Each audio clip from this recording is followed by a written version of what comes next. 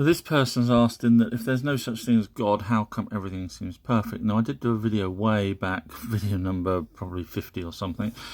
And basically what I said is, imagine a pool table and you whack the balls on a pool table and they're smashing into everything, some flying off into pockets. So it's chaos. Over time, the balls settle.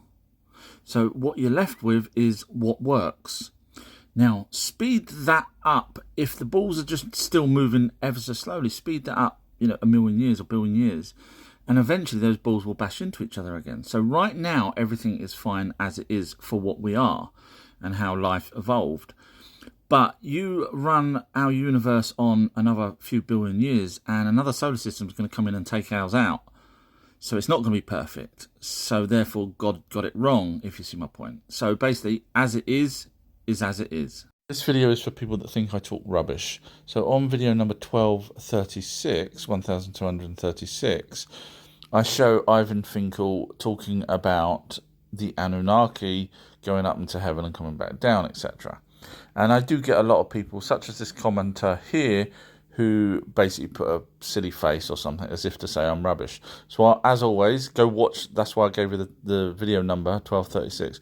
Go watch and read all the comments, and you'll come across people like this person here that just sort of says, BS, or puts a little funny face and things like that.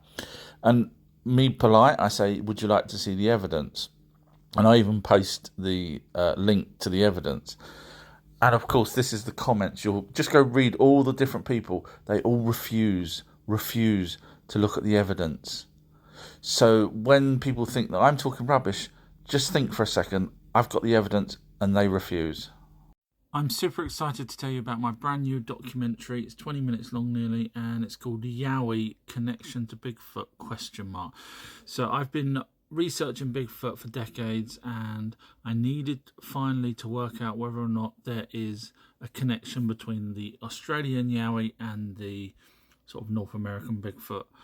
And I think I've worked out one way or another. I'm not going to spoil it for you, whether there is or isn't. But it's on my Patreon page if you're interested, along with many, many other documentaries. In fact, over 100 odd documentaries, long ones.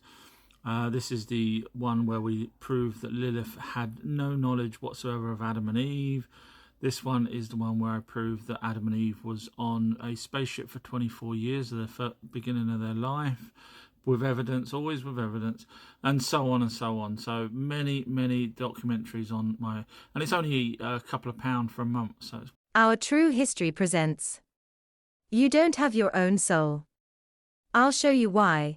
But first let's pretend you are born with your own soul. Let's say these are the very first people on the planet.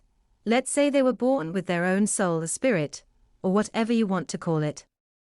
They have a child that also has their own soul when they are born. Then the father dies, while the mother is pregnant. His soul will reincarnate into someone else. But if the next child has their own soul, what happens to the dad's soul, unless the dad's soul had joined or pushed out the new child's soul? Then the new child would either have two souls, his and his dad's, or the dad's soul took the place of the boy's soul and now the boy has his dad's soul, which is not his own soul. If you research and talk to mediums and clairvoyants, they will tell you we only have one soul. This leaves there is no reincarnation, but wait, Virginia University has done over 2,500 cases. From those 1,200 those cases prove reincarnation is real. So where does that leave us? The soul is its own entity. In the Emerald Tablets of Thoth shows there is an internal being, light energy orb, that joins with us 3 to 4 months in the mother's womb and connects to the pineal gland. It's like a hard drive. It is there to learn. When you die, you have control of it for a while, but at some point the entity takes over and goes back round into another person. The entity is nothing to do with God. It is just a light energy being and we are containers for them while we are alive.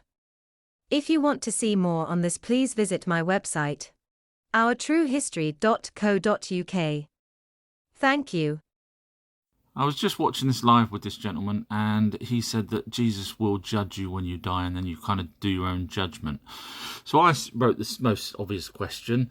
What about the 298,000 years of people that died before Jesus was born? do they get judgment? Obviously, those poor souls, 298,000 years, we're talking a few billion people. Obviously, he just didn't read my question out. And that's really sad, because when I do my lives, I read every single question out, even if it's a hate one. So straight away, my spider senses on him avoid, from my point of view, because I will never not read anyone's question out. Regardless, I will answer it. And if I don't know the answer, I'll say I don't know the answer. I don't avoid questions. So that's my first problem. And the second problem is, seriously, what about the 288,000 years of people that had no Jesus to judge them? Where are they? So feel free to follow me. I won't lie to you guys.